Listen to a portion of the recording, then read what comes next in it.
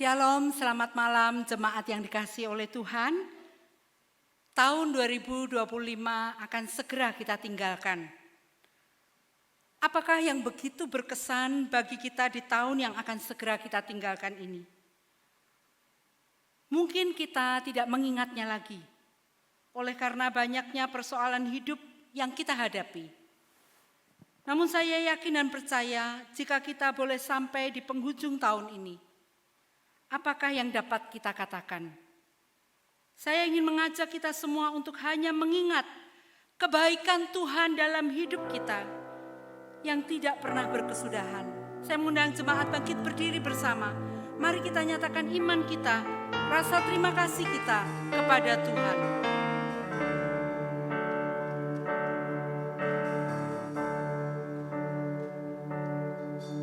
Kau jadikanku biji matamu, kau luputkanku dari seteruku. Sungguh tak dapat ku membalasnya. Setiap hari aku akan berkata, terima kasih Bapa, buat kasih setiamu. Terima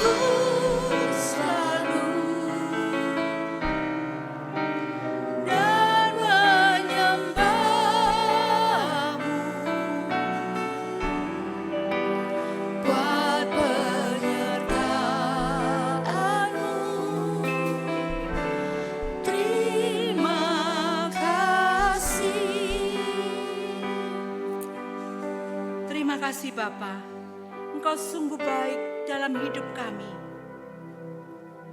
Bahkan sepanjang tahun ini kami boleh melihat tangan Tuhan yang menopang setiap langkah kami. Sebelum kami masuk ke dalam penyembahan lebih dalam lagi Tuhan, kami mau tundukkan hati kami dan mempersilakan Roh Kudus bekerja. Bapa, kami ingin memuji kebesaran dan keagungan-Mu ya Tuhan. Allah semesta alam, Engkau sungguh baik, teramat baik di dalam hidup kami. Tidak ada satupun yang terluput dari pandangan-Mu ya Bapa. Hidup yang Kau percayakan sepanjang tahun ini sungguh membuat kami terpesona, dan kami boleh mengalami keajaiban Tuhan setiap saat. Kasih setiamu, penyertaan-Mu dan pemeliharaanmu yang tidak berkesudahan. Berkat-berkat kekuatan dan penghiburan dari Allah Roh Kudus yang senantiasa menopang kami. Syukur dan terima kasih Tuhan kami naikkan kepadamu. Mari semua yang bersyukur kepada Tuhan angkat tanganmu dan katakan, ku mau memujimu, ku mau memujimu selalu.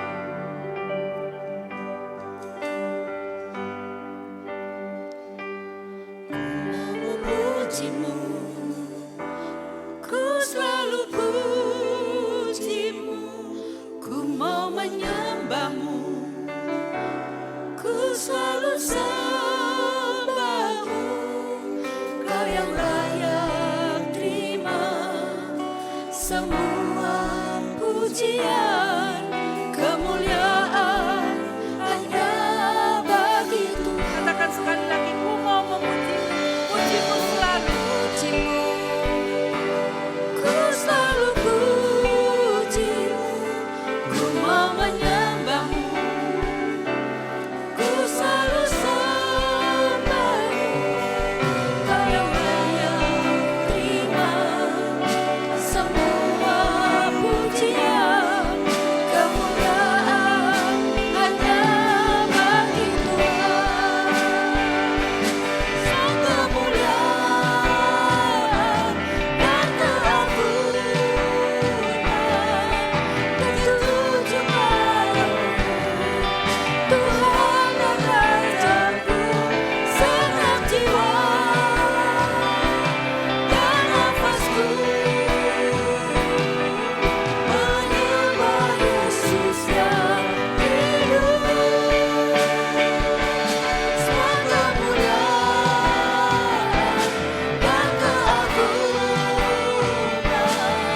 tertuju padamu, Tuhan dan Rajaku. Segenap jiwa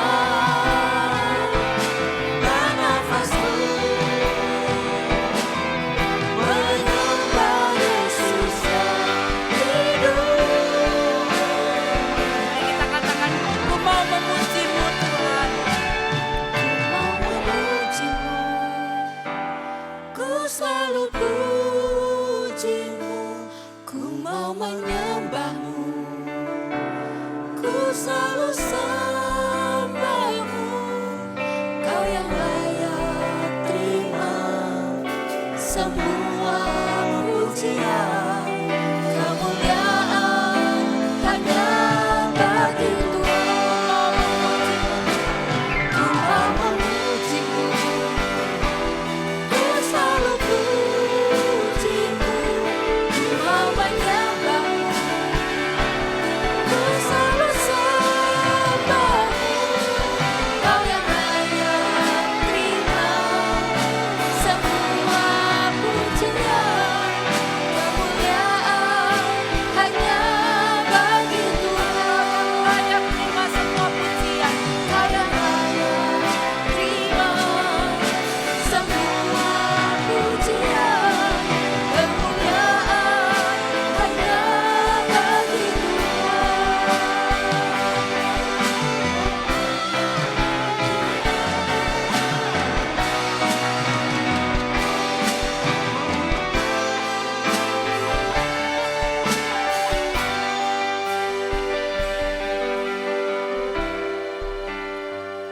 Tuhan, inilah kesaksian kami bahwa kebaikan-Mu tidak pernah meninggalkan kami.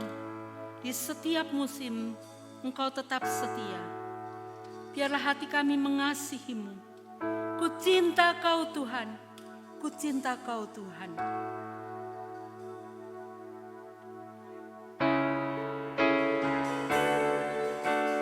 Mari kita menyanyikan kebaikan Tuhan yang tidak pernah berakhir di dalam hidup kita.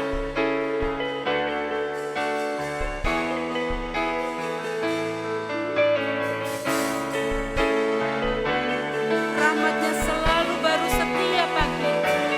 Dia baik buat kita.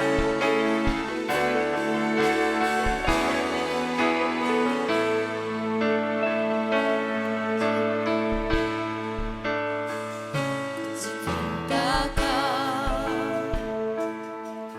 rahmat-Mu nyata bagiku, hidupku di dalam tangan-Mu.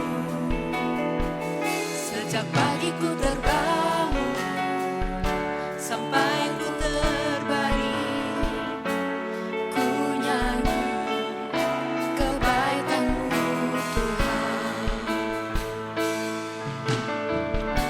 Sepanjang hidupku Kau setia, sepanjang hidupku Kau sangat baik. Nafasku memuliakan, ku nyanyi kebaikan-Mu Tuhan.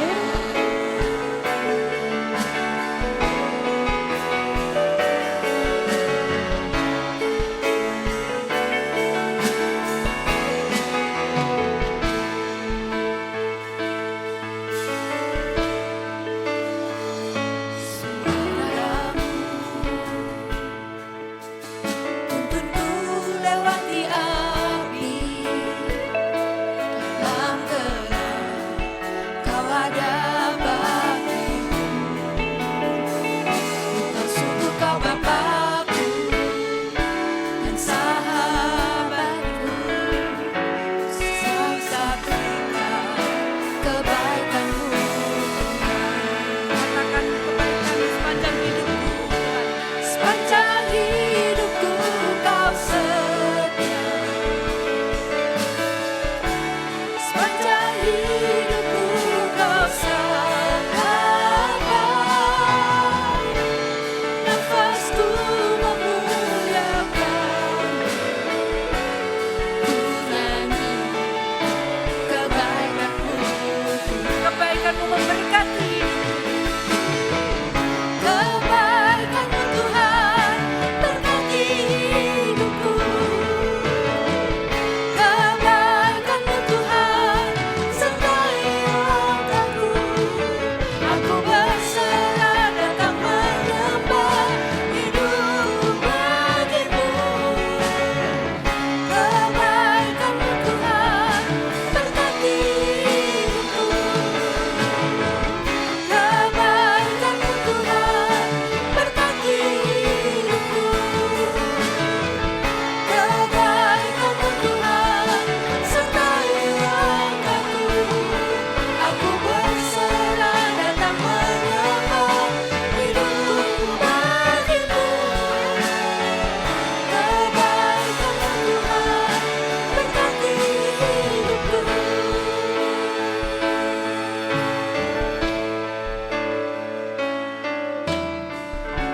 Sepanjang hidupku Kau setia, sepanjang hidupku Kau sangat baik. Nafasku memuliakan, ku nyanyi kebaikan-Mu Tuhan. Ku nyanyi kebaikan-Mu Tuhan. Jemaat silakan untuk duduk kembali. Saudaraku yang dikasihi oleh Tuhan, saat kita mengingat kasih karunia Tuhan yang tidak pernah meninggalkan kita, kita sadar bahwa hidup kita penuh dengan perubahan, penuh lekuk dan tikungan yang tidak selalu mudah untuk dimengerti. bahkan untuk kita terima. Tapi firman Tuhan berkata, sekalipun gunung-gunung bergeser dan bukit-bukit goyah, kasih setiaku tidak akan beranjak daripadamu. Bukan karena keadaan yang stabil, tetapi Allah yang setia, itulah dasar iman kita. Mari hati yang percaya, kita naikkan deklarasi ini. Walaupun gunung tidak berpindah, tapi kasih setia Tuhan tetap untuk selama-lamanya.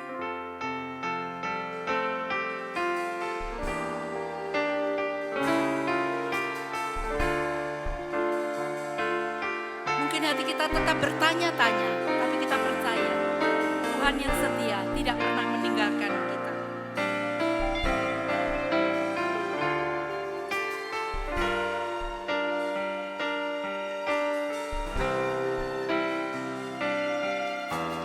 Jiwaku bertanya, apakah masih ada harapan melewati tangisan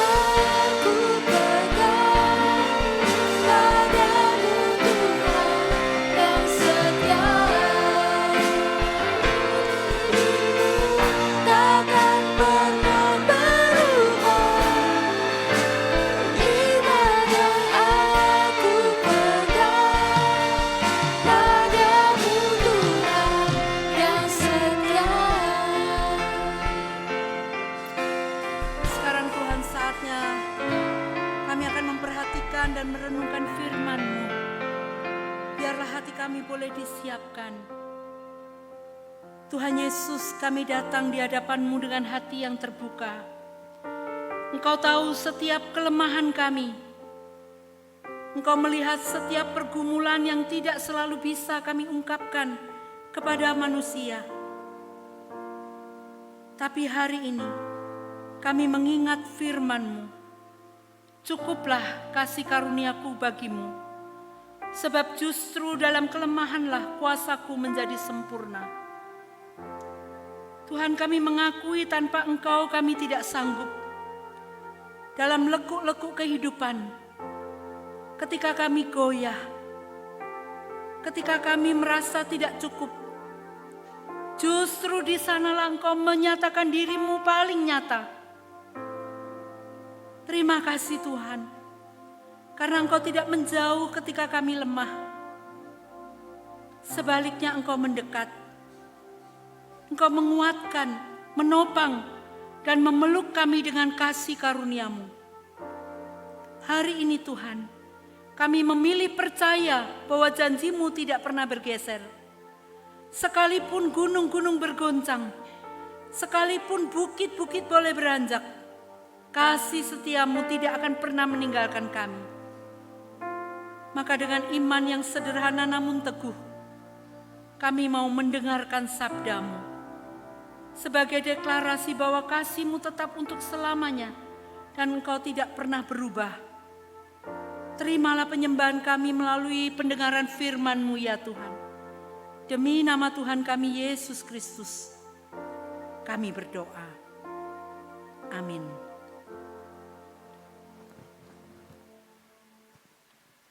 Bapak Ibu jemaat yang dikasihi Tuhan, kita akan bersama-sama mendengarkan dan merenungkan kebenaran firman Tuhan.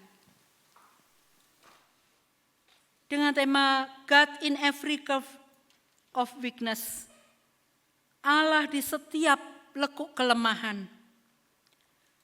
Nats yang akan kita baca dari 2 Korintus 12 ayat yang ke-9. Cukuplah kasih karuniaku bagimu, sebab justru dalam kelemahanlah kuasaku menjadi sempurna.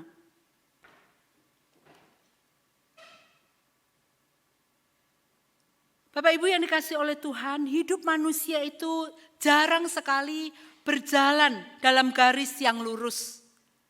Sebagian besar perjalanan hidup kita dipenuhi dengan tikungan, belokan, dan juga lekukan yang tidak pernah kita rencanakan mungkin sebelumnya.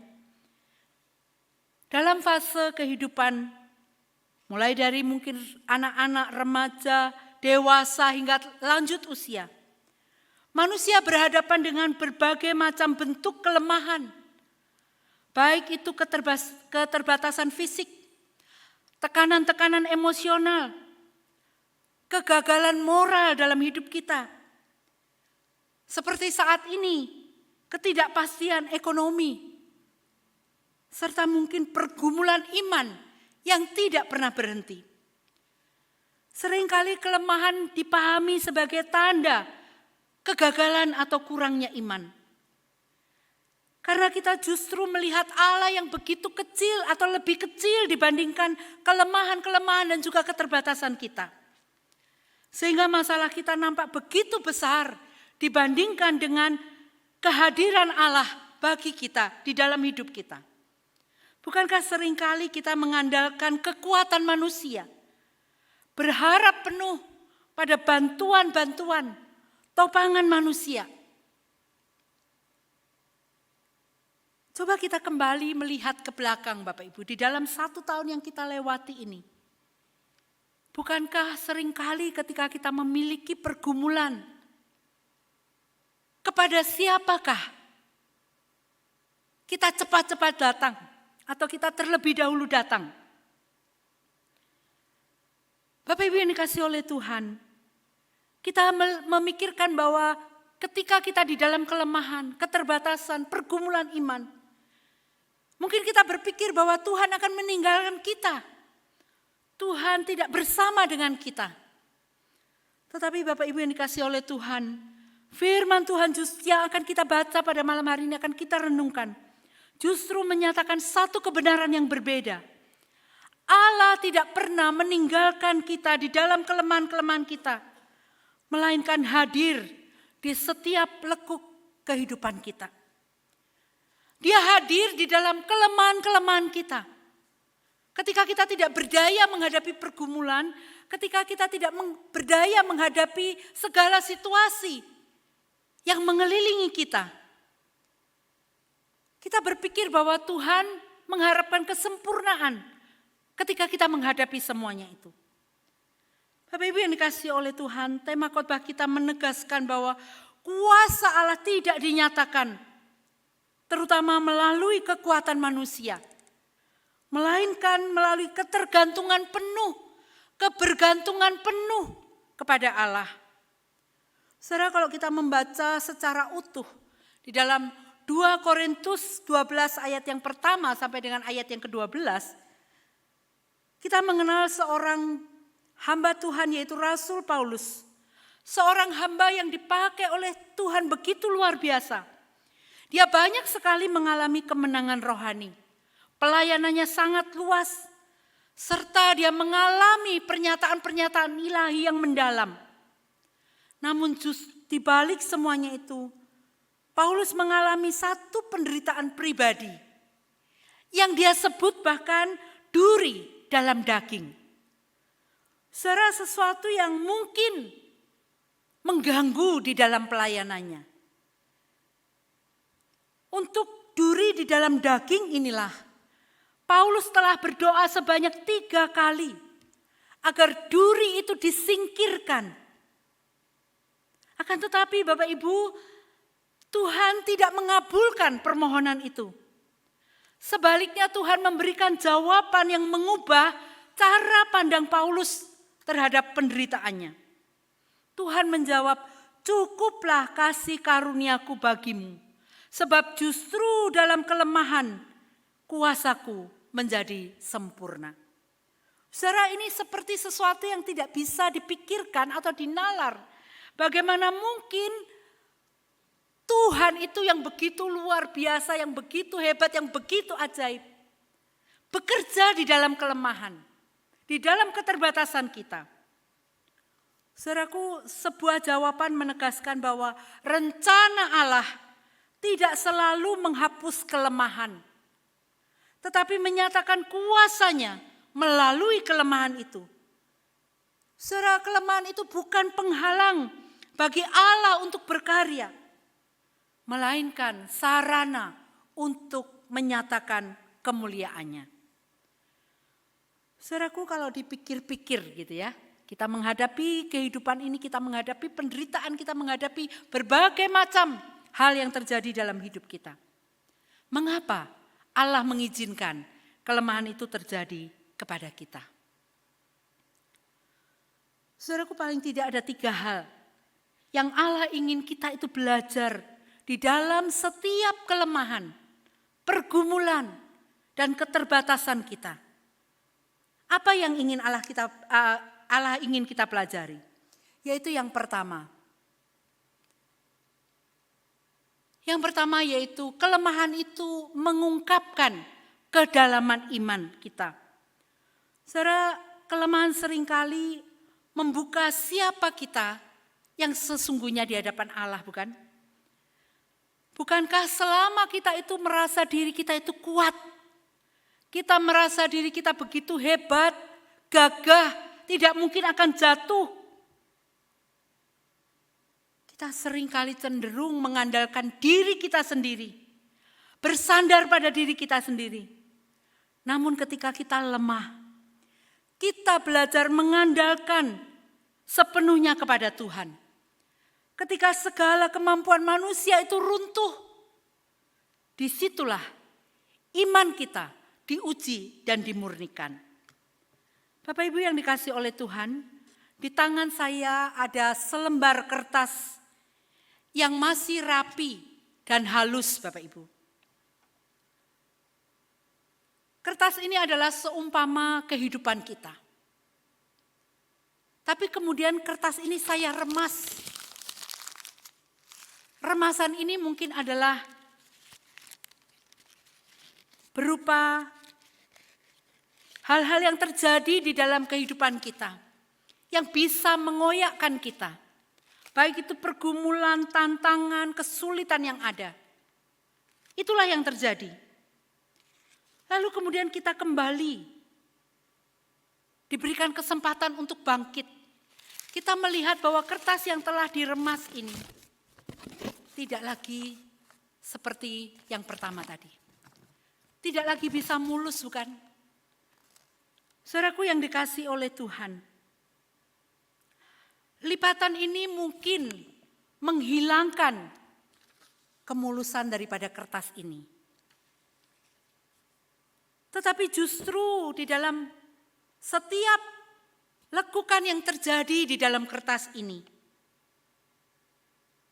kita melihat ada tekstur dan juga kedalamannya. Mungkin hidup kita seperti kertas ini, berisikan segala macam luka, kegagalan, mungkin juga trauma, ataupun kecewa. Kita bisa kembali kepada luka-luka masa lalu kita yang diingatkan. Kita bisa berusaha tetapi kita mengalami kegagalan. Kita takut melangkah, kita takut berbuat sesuatu karena kita mengalami trauma. Dan kita kecewa kepada orang-orang yang mungkin kita andalkan, yang ingin kita andalkan. Saudaraku yang dikasihi Tuhan, lalu apakah kelemahan itu adalah kegagalan? Jawabnya bukan, Bapak Ibu, bukan sama sekali. Kelemahan itu tidak bisa merusak nilai kita. Nilai kita adalah begitu berharga di hadapan Allah. Tetapi kelemahan itu membentuk kedalaman hati kita. Mulai membentuk kedewasaan rohani kita. Dan membentuk kebergantungan yang sejati kita kepada Allah. Kelemahan bukan tanda iman yang gagal, melainkan sarana Allah membentuk iman kita yang dewasa. Yang kedua, Bapak Ibu, bagaimana kita menggambarkan relasi kita dengan Allah? Dikatakan lekuk kelemahan adalah sarana Allah menjumpai kita. Saudara, pujian yang tadi kita nyanyikan di awal, terima kasih Bapa, menggambarkan begitu bahwa kita ini sesungguhnya adalah biji matanya, anak kesayangannya. Siapa sih kita ini Bapak Ibu? Kita itu tidak ada apa-apanya. Bagi manusia lain kita bukan siapa-siapa. Kita ini penuh cacat celah. Bahkan di hadapan Allah kita ini sesungguhnya adalah orang yang penuh dengan cacat celah. Bukan hanya ketidakberdayaan, bukan hanya kelemahan, tetapi ada keberdosaan kita.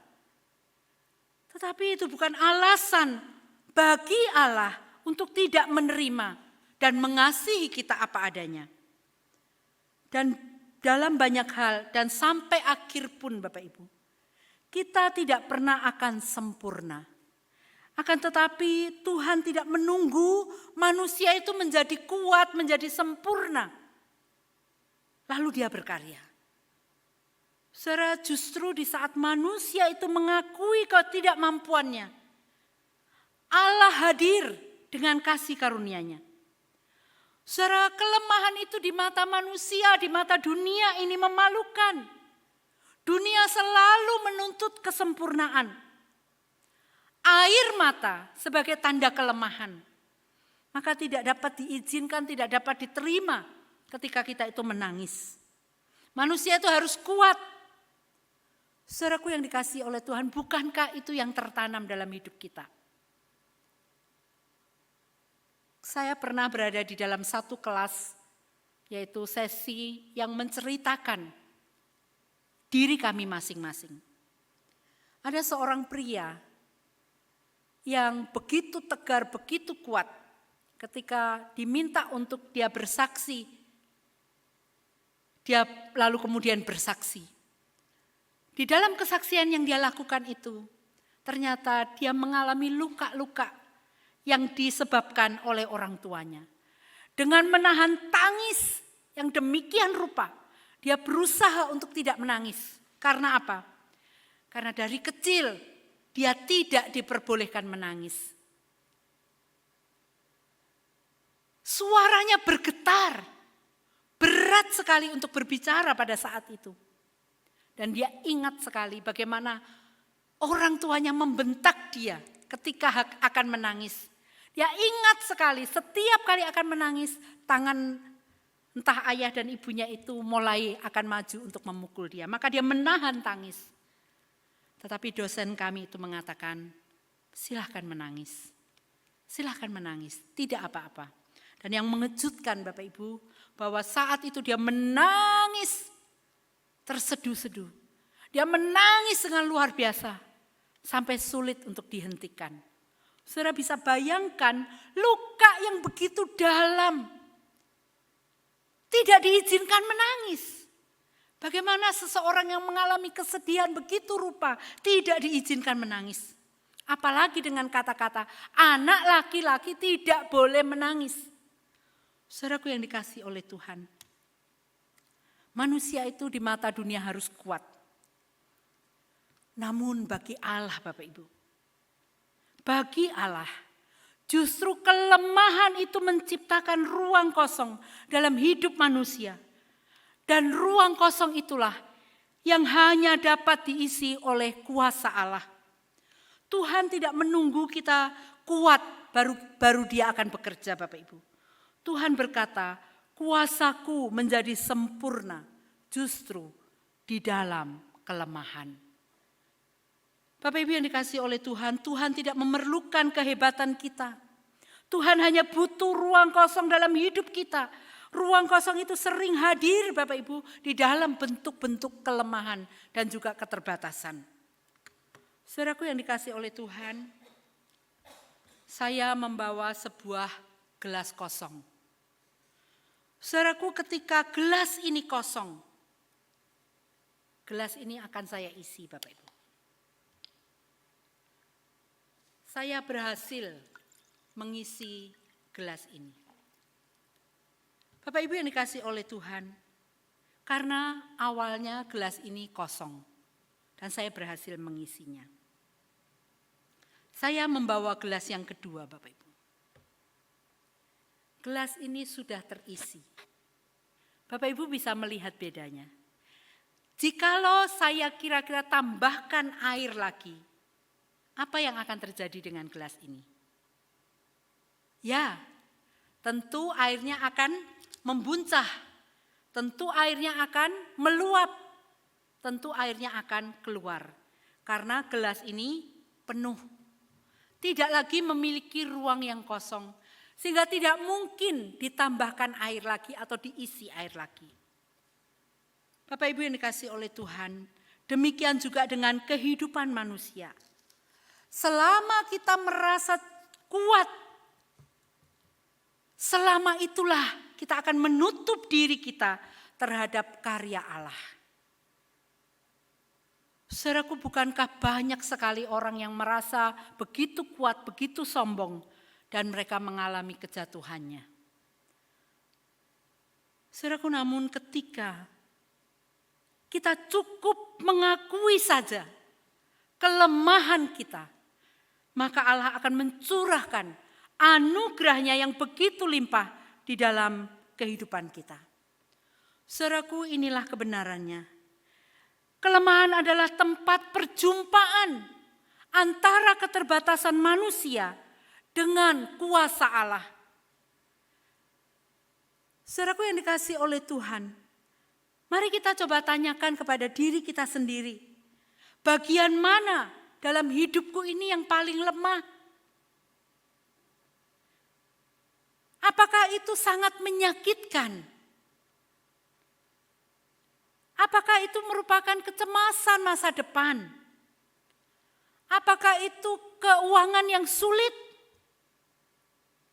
Apakah kita mungkin merasa diri kita yang tidak berguna, yang tidak berharga, yang tidak bersama dengan orang lain? Saudaraku yang dikasihi oleh Tuhan, justru di titik itulah Tuhan berkata, disitulah aku bekerja paling kuat. Saudaraku, dan yang ketiga, bahwa kelemahan itu bukan akhir, melainkan undangan ilahi. Kelemahan itu sering dianggap sebagai tanda bahwa Allah meninggalkan kita.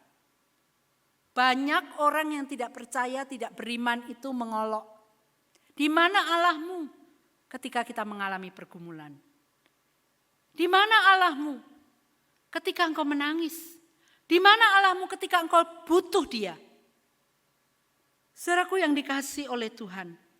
Dan kita menganggap bahwa bisa jadi kejadian-kejadian yang ada dalam hidup kita, kejadian-kejadian buruk yang menimpa kita, seolah-olah dikatakan Allah itu tidak ada bersama dengan kita. Allah telah meninggalkan kita. Saudaraku, begitu mudah sebagai orang percaya kita juga berada di dalam situasi ini. Terlalu sering kita juga mengatakan, Allahku meninggalkan aku. Saudaraku yang dikasihi oleh Tuhan. Oleh sebab itu kita sering kali merasa ingin kuat, ingin dianggap kuat, ingin dianggap bisa. Saudara, padahal Alkitab justru mengajarkan bahwa kelemahan adalah undangan Allah agar manusia itu berjalan lebih dekat dengannya. Saudaraku, di dalam perjalanan, sistem navigasi GPS itu tetap akan menuntun kendaraan kita ya, berbelok atau keluar dari jalur semula. Saat kita menyetir dan tersesat di jalan berbelok, ya, jalan yang berkelok-kelok, GPS tidak pernah marah, bukan? GPS tidak pernah bilang, kamu itu loh bodoh sekali. Kenapa belok? Kenapa tidak lurus? GPS hanya berkata rerouting gitu ya. Di-schedule ulang perjalanannya. Saudaraku yang dikasihi oleh Tuhan, di setiap lekuk jalan itu, GPS tetap menuntun. GPS tetap memberikan arah. GPS tidak pernah meninggalkan. Saudaraku yang dikasihi oleh Tuhan, begitu juga dengan Tuhan kita. Di dalam setiap lekuk-lekuk kelemahan kita, Dia berkata, aku tetap menuntunmu. Aku tidak akan pernah meninggalkanmu. Saudara, setiap belokan itu, kelokan itu tidak membatalkan tujuan akhir. Demikian pula di dalam kehidupan orang percaya. Tikungan dan lekukan kehidupan tidak akan pernah membatalkan rencana Allah bagi setiap orang yang percaya kepadanya. Bagi anak-anaknya yang menaruh harap kepadanya. Saudara, setiap lekuk kelemahan tetap berada di bawah kendali dan juga penyertaan Allah. Saudaraku yang dikasihi oleh Tuhan, Tuhan kita Yesus Kristus datang ke dalam dunia bukan untuk orang yang merasa dirinya benar dan kuat, melainkan untuk orang lemah dan berdosa. Di atas kayu salib itulah Kristus mengambil semua kelemahan kita. Semua kelemahan manusia. Dia menanggung dosa dan Dia menebus kita dengan kasih-Nya yang sempurna. Saudaraku, tindakan Allah ini bukan tindakan atau pengorbanan yang murahan. Manusia dalam bentuk keberdosaan menganggap enteng dan murah tidak berarti. Sehingga kita melihat, bukan, ada banyak orang percaya, ada banyak orang yang mengaku dirinya beriman, ada orang yang telah bertahun-tahun mengikut Tuhan. Bahkan seorang yang menjadi hamba Tuhan pun bisa terus menerus jatuh di dalam dosa yang sama. Bahkan Bapak Ibu mungkin tidak sungguh-sungguh bertobat. Kita tidak pernah tahu, kita tidak menghakimi. Hanya Tuhan yang tahu bagian ini. Namun bagi mereka yang sadar akan kelemahan dan ketidaksempurnaannya, kebangkitan Yesus menegaskan bahwa kelemahan, penderitaan dan kematian itu bukanlah akhir. Di dalam Kristus, setiap kelemahan ditebus dan dipakai untuk menyatakan kemuliaan Allah. Puji nama Tuhan. Saudaraku yang dikasihi oleh Tuhan, pada akhirnya bagi kita yang merasa berada di dalam kelemahan dan ketidakberdayaan, yang berada dalam kondisi tidak memiliki keyakinan diri, merasa diri ini kurang atau tidak seperti orang lain, yang tidak percaya diri, dan kita mungkin mulai membandingkan dengan orang lain. Sebetulnya di dalam membandingkan itu ya Bapak Ibu, dikatakan ada pepatah, di atas langit masih ada langit. Ketika kita mulai membandingkan diri, apa yang akan terjadi di dalam kehidupan kita? Ketika kita membandingkan diri, sehingga kita jatuh dalam dosa. Jatuh di dalam tidak mempercayai Allah dan lebih mempercayai kelemahan kita sendiri. Itu yang ingin saya katakan, bahwa kelemahan kita seolah-olah lebih besar dari Allah yang sudah hadir di dalam kehidupan kita. Saudaraku yang dikasihi oleh Tuhan, mari kita membuka hati kita kepada Tuhan. Kita mengakui kelemahan-kelemahan kita. Jangan takut merasa tidak cukup. Allah sedang membentuk iman kita. Yang lain mungkin jiwa kita tertekan oleh berbagai macam persoalan hidup yang tidak pernah berakhir. Saudaraku yang dikasihi oleh Tuhan, saya memiliki seorang kenalan yang hidupnya itu seolah-olah tidak pernah berakhir dengan masalah. Nanti masalah yang satu datang, misalnya masalah terjadi di keluarga mereka sendiri. Masalah itu belum selesai, masih di ujungnya. Tiba-tiba datang lagi masalah yang lain yang disebabkan oleh keluarga yang lain. Lalu mulai lagi masalah itu akan selesai, hampir juga di ujungnya. Datang lagi masalah yang lain yang disebabkan oleh orang lain. Begitu terus. Saya pribadi yang melihatnya merasa lelah Bapak Ibu. Kok ada ya orang begitu kuat, diberikan kekuatan yang cukup untuk menghadapi semuanya itu. Bapak Ibu yang dikasihi oleh Tuhan, mungkin itu tekanan itu adalah karena usaha yang tidak lancar. Kita mungkin ada kesulitan menjalankan usaha di tengah situasi ekonomi yang tidak menentu. Mungkin juga pasangan kita yang amat sangat menjengkelkan, menyulitkan kita setiap saat. Bahkan untuk pergi ke gereja pun ada kalanya dilarang, bukan? Ada yang memiliki pasangan demikian.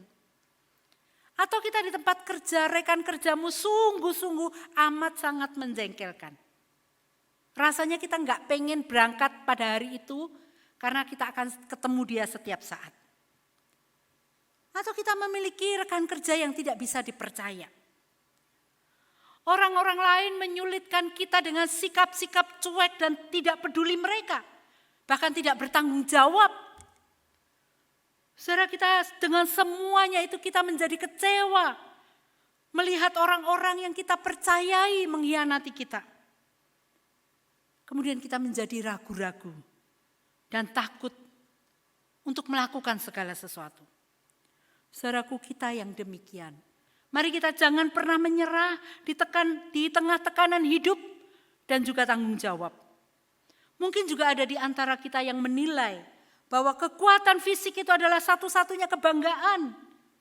Bangga dengan segala pencapaian di dunia ini.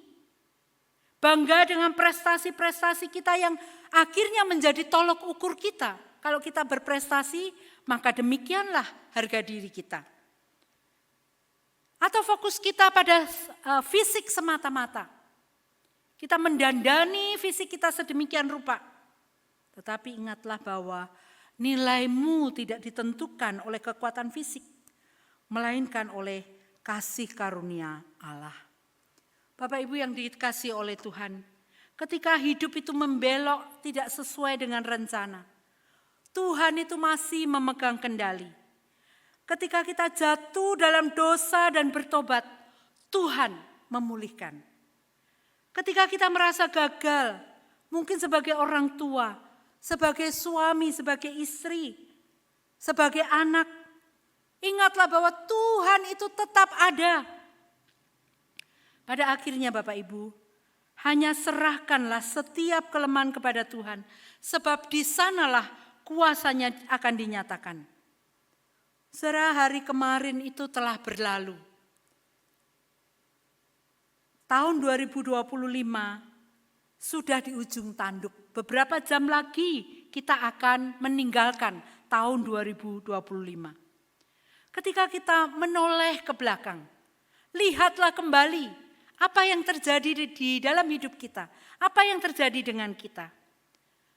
Setiap orang yang percaya, setiap orang yang menaruh harap kepada Tuhan, meletakkan kebergantungannya kepada Tuhan, kita percaya bahwa kita tidak berjalan sendiri. Ada tangan Tuhan yang menopang melewati semuanya itu. Dan kita akan segera memasuki tahun 2026. Percayalah bahwa kita tidak sendiri. Saudaraku yang dikasihi oleh Tuhan, hari ini renungkan satu kelemahan terbesar di dalam hidupmu. Dan dengarkan suara Tuhan yang berkata, kuasaku menjadi sempurna dalam kelemahan. Mari kita tundukkan kepala dan kita berdoa kepada Tuhan. Mari kita berefleksi sejenak. Sungguhkah Allah itu sudah hadir di dalam setiap lekuk kehidupanmu? Baik ketika engkau mengalami kelemahan, pergumulan, tantangan, kesulitan, ataupun Tuhan hanya hadir di dalam sukacita-sukacitamu. Mari dengan penuh kerendahan hati, kita memeriksa diri kita dan kita mau berkata kepada Tuhan. Mari buka hatimu kepada Tuhan. Berkata-katalah kepada Tuhan.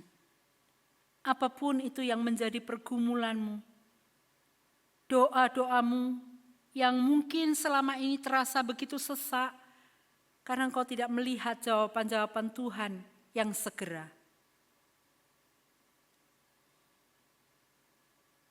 Mari kita tenangkan hati kita dan membiarkan engkau berefleksi di hadapan Tuhan pada saat ini.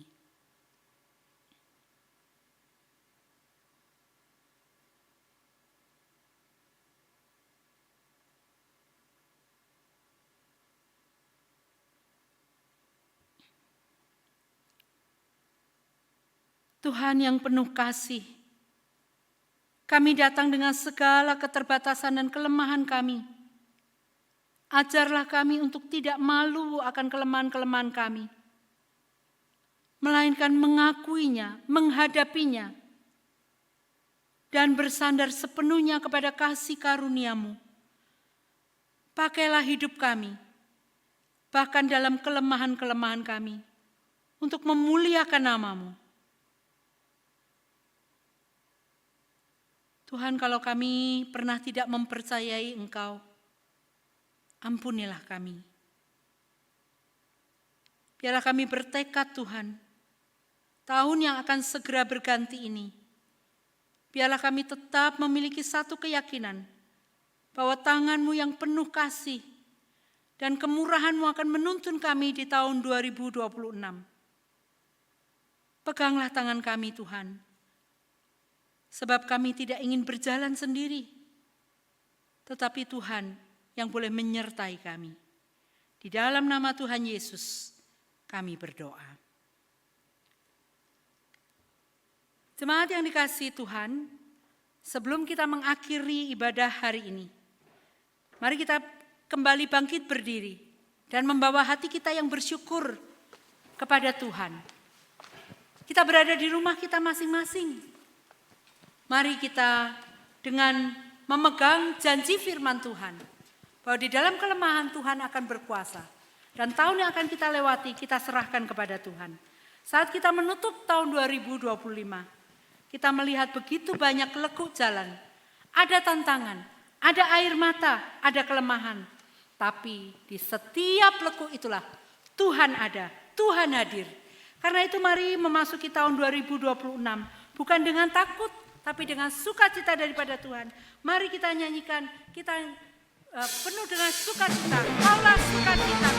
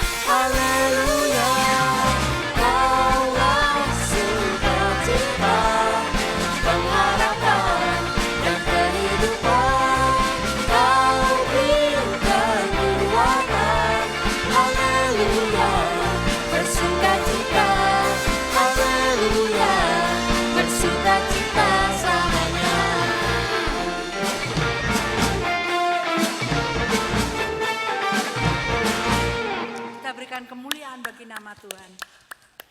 Bapak Ibu yang kasih oleh Tuhan, kita sudah tiba kepada penghujung atau penutup kebaktian kita pada malam hari ini.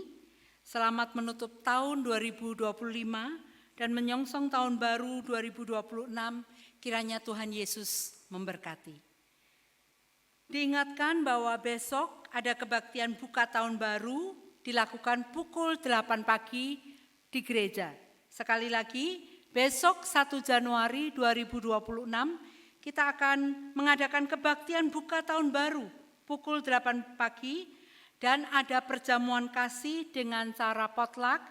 Jemaat diberikan kesempatan untuk bersukacita dan bersyukur dengan membawa makanan dan kita nikmati bersama. Baik itu membawa makanan secara pribadi maupun berkelompok. Silakan Bapak Ibu kita bisa mempersiapkan masing-masing sehingga besok kita bersama-sama membuka tahun dengan sukacita yang daripada Tuhan. Jemaat bisa menghubungi majelis Femina ataupun saya sehingga bisa diatur dengan lebih baik dan tertib. Demikian warta kita pada malam hari ini. Kebaktian selesai dan Tuhan Yesus memberkati.